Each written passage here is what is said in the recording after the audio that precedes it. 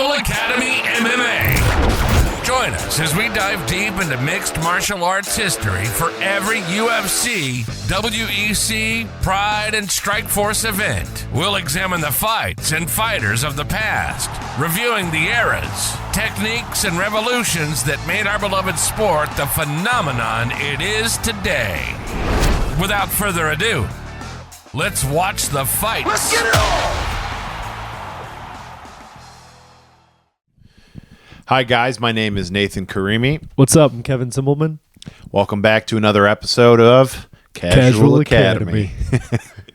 So if you joined us last time, guys, you'll know a little bit about what the show is about. But Casual Academy, we are your tour guides through fight history. We started by watching UFC 1. It was a 8-man tournament to figure out who is, quote, the ultimate fighter.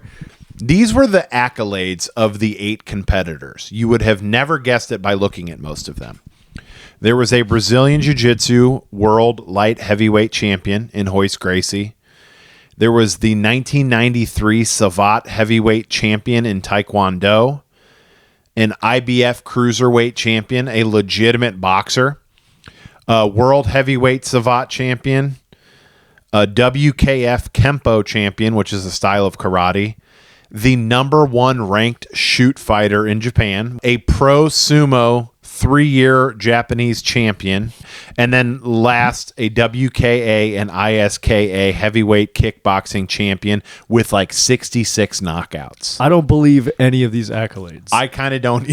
I don't believe a single one besides Ken. Ken is legit. And Royce Gracie Royce is legit. I don't know. I thought Gerard Gordeau was. He could be. He could be. We should pull up some old Gerard Gordeau fights. Let's get into the fights, because that's really on this show. What we want to do is we want to talk about the fights holistically in the events, but we really want to get to know all these fighters, and these were our first ones. So UFC 1, November 12th, 1993. Kev, what was the first fight? The first fight was Teila Tuli, 6'2", 410-pound sumo champion versus Gerard Gordeau, 6'5", 216.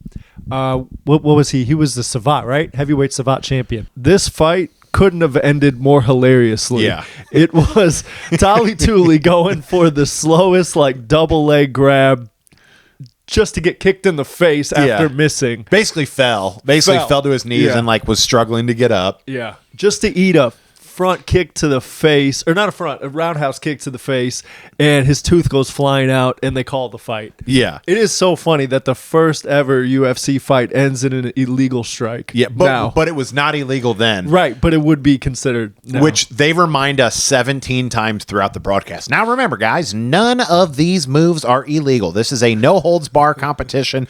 And then Jim Brown is like, well, hold on now. You can't eye gouge. Right. You know, so there's like 1 or 2 rules. No eye gouging, no groin strikes.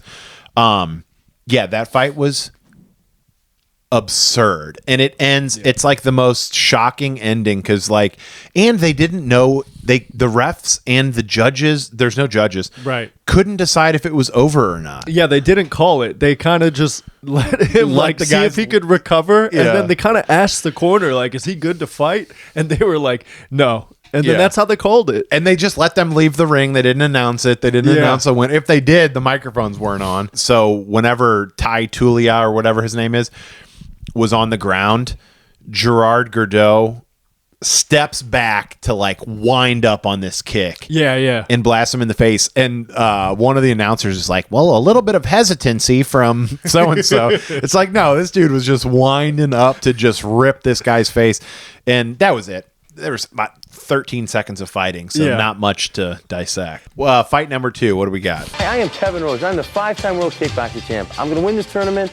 My best technique is an overhand right. I'm going to hit them. They're not going to get up because it's bare knuckle, bare rule, no rules. And I'm here to win. My name is Zane Frazier. I'm from North Hollywood, California. My style is Ed Parker's American Kempo Karate.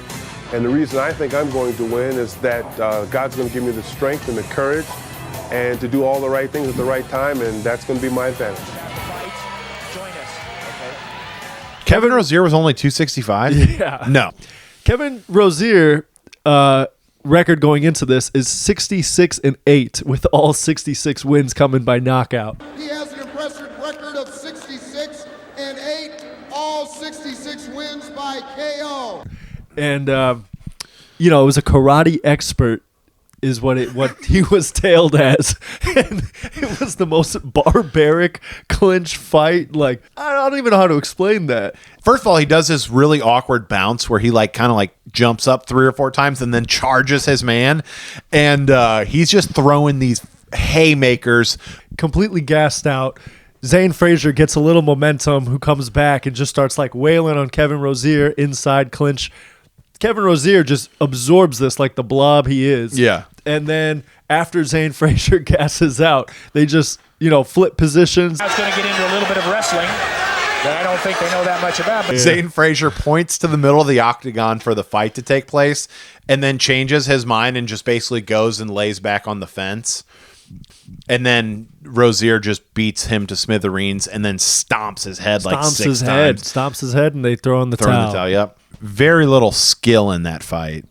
All heart, all dog. Got the dog in me. Yeah. All heart, all dick. What about fight number 3? We got some technique now. We got Royce Gracie versus Art Jimmerson. Mm-hmm. Shout out St. Louis.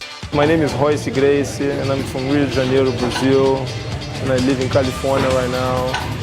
And I teach Jiu-Jitsu, Gracie Jiu-Jitsu. I've been doing this all my life, and I think I'm going to take this tournament because my technique is the technique that my family's been developed for the last 65 years. Hi, I'm Art Jimmerson from St. Louis, Missouri. I'm a professional boxer, and this is why I want to win.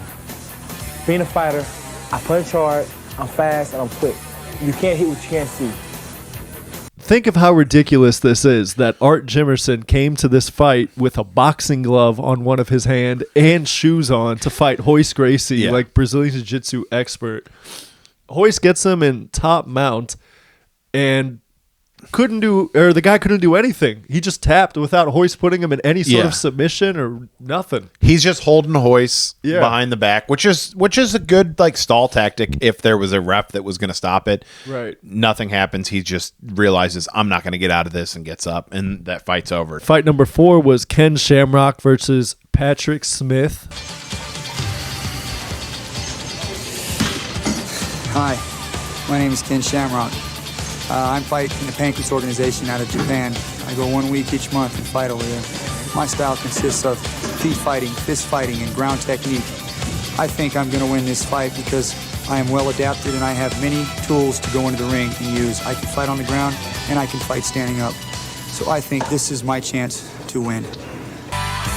My name is Patrick Smith from Aurora, Colorado. The reason I think I'm going to win this competition is because I'm the most strongest, powerfulest, craziest guy out of all the groups, I think. With my leg kicking, mean, powerful elbows and headbutts, and choking and grappling fighting, and the resistance of feeling pain is what's going to make me come out to be the ultimate champion. Patrick Smith was labeled as 250-0.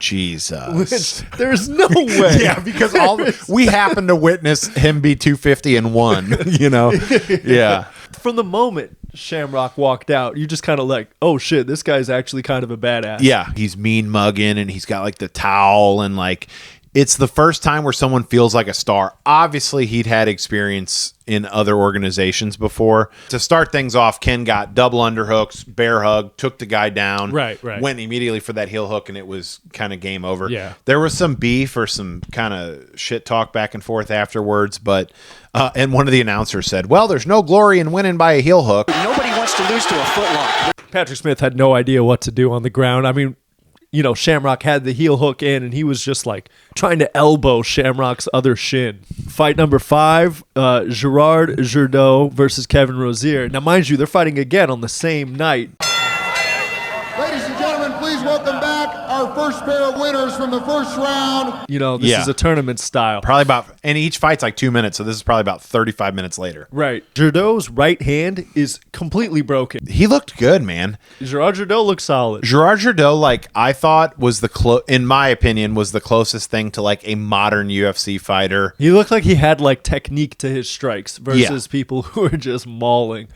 He almost hit Rosier with that signature kick to the face to a grounded opponent. Yeah. But Rosier saw it was coming and went back down. You know, threw probably his broken hand at Rosier's face till they pummeled him into the ground and they threw in the towel and Rosier tapped. Fun fight. Both the Kevin Rosier fights were worth going back and watching. And he was humble in defeat, you know, Kevin Rosier. I shouldn't have come out of retirement, but this was fun as hell. And they invited him for UFC 2, so we'll see if he pulls up or not. I'm curious.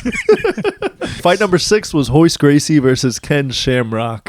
Ladies and gentlemen, our second semifinal match of the evening. On paper, looking at these two, I would kind of think that like Shamrock would win. What are you doing?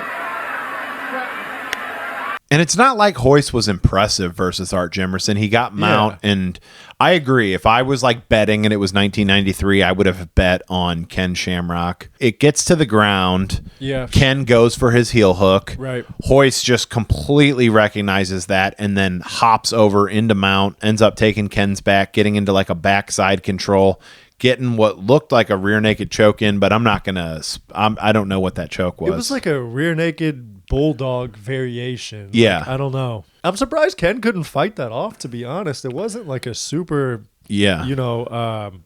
intricate submission to defend, you know? And Royce had one of his legs kind of captured, and Royce was always like butterflying people's legs. Like, yeah, he was every time he was on top. Yeah. Nothing, to me, this fight wasn't anything spectacular. It was just kind of like, Royce is obviously very skilled. It doesn't matter that someone's super strong. Ladies and gentlemen, we've come to the event of the evening you've been waiting for, the finals of the Ultimate Fighting Championship. Gerard Gordeau looked like a world beater, and Royce Gracie just dismantled him like nothing. If it stayed on the feet, I think Royce would have gotten knocked out. He didn't know what to do with when Royce was getting underhooks and Royce was trying to get behind his back. He didn't know what to do. He never put on any kind of overhook. There was really no even baseline minimum defense. Got to the ground and it was basically a wrap. Right. Gerard is in a lot of trouble. It was just really interesting to look at Royce Gracie after all his fights. Not a scratch on him. No. It didn't even look like he fought once, and he fought 3 times and won the tournament, you know? Yeah. Well, and it's funny because, I remember, I told you I listened to a couple interviews, and he was saying that the reason they chose him over, Hickson, who was, better, is because he could listen to his dad's instructions of, not hurting people and just showcasing jiu-jitsu and so on and so forth. Not a single strike thrown. Yeah. Yeah, he threw these open-handed things, and he threw a couple kicks, but he wasn't. You could tell he was not committed. It was all just to set up his submissions, takedowns, and submissions. Yeah. So that was kind of it. I mean, yeah, that's it. UFC 1. It went by real fast. There's not a lot of fluff. It's just here's the fights, and that's it, really. 8 of the deadliest fighters in the world will meet in a no-holds-barred combat to determine who is the Ultimate Fighting Champion. Be forewarned, there are no rules, no judges' scores, and no time limits. 8 street-tough warriors wage combat in a battle where anything can happen and probably will. The spectacle is that 8 dudes are going to fight. Right. That's it. There's no Conor McGregor. There's no John Jones. There's no... Brazilian Jiu-Jitsu was obviously something, but the spectacle was the fight. On that same note of there only being... of Ken kind of being that first, superstar-looking guy, when they did Ken's little... promo trailer, he was shirtless, lifting weights, and he's just I'm hoping to put on I don't remember what he said, but just some forgettable shit. And that was it. So one thing we're going to do at the end of each episode is we are going to run through each of the fights, but one thing we're going to do at the end of each episode is we are going to have a floating top 10 list. Right now, I'm going to ask you this question. Was there anyone that fought tonight that you see being relevant in the future in terms of maybe putting them on our top 10 list to start things off and see where it goes? I would put Royce there for sure. Yeah. And maybe Ken at 2. Nah, maybe Gerard Gordeau.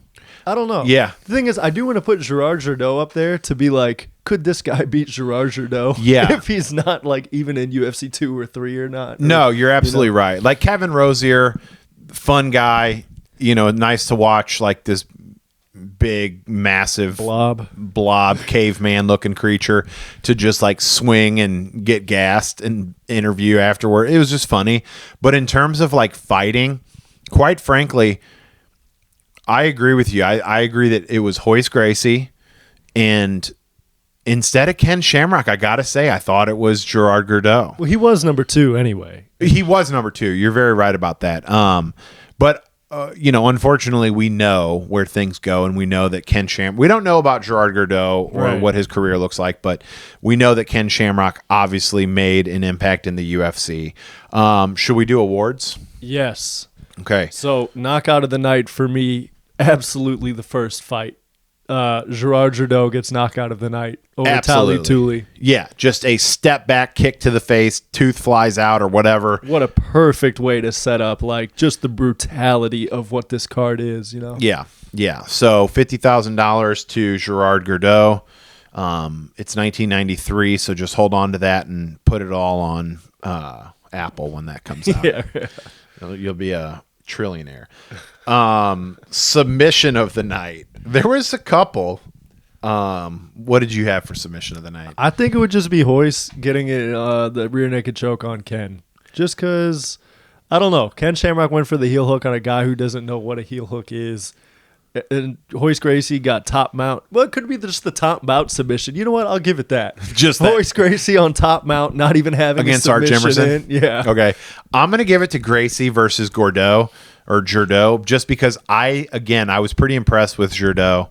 And Royce had to work for it a little bit. Like he got him up against the cage. Whereas the Ken thing, he kind of just took mount after Ken uneducatedly went for his submission. So I got submission of the night as Gracie submitting Gordeau. Fight of the night. Fight of the night undoubtedly goes to the fight that lasted longer than a minute, a minute and a half, which is Kevin Rosier versus Zane Frazier. Yeah, that fight, there was some back and forth. Yeah. It was a slugfest like you've never seen before. Stomps on the ground. I agree with you 100%. So fight of the night, Rosier and Frazier. I don't want to beat a dead horse, but and we both talked about this, but the other candidate for fight of the night to me would have been Rosier versus Gordeau, because Gordeau, again, it was the first time that I felt like a fighter looked slightly modern. Yeah, I agree. Yeah. So anyway, that's it. Guys, got anything else? Okay, thanks for listening, guys. This has been Casual Academy. You can find us on all of the social channels: Facebook, X, formerly Twitter, Instagram, and TikTok. We're going to be doing weekly recaps of all of the UFC, WEC, Pride, and Strikeforce events in chronological, historical order. So if you want to join with us, no need to wait until Saturday for the fights. You can see us every Tuesday on our YouTube channel, which is one of the places I forgot to mention. So we'll see you guys next time. Thanks for joining. Peace.